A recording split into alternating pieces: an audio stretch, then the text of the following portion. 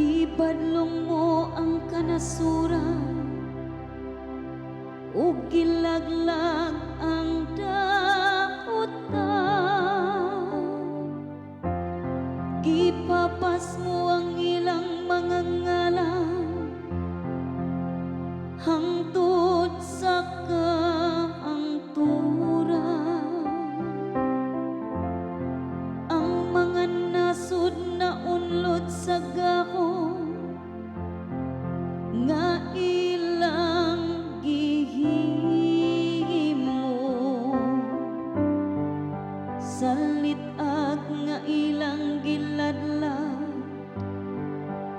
nabitik ang ilang mga tiil.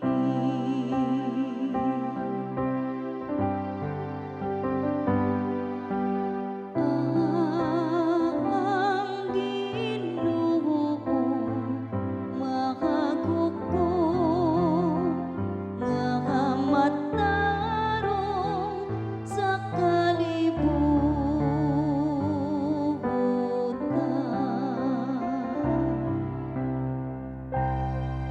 Apan ang Ginoo nagalingkod sa iyang trono hangtod sa kahangturan.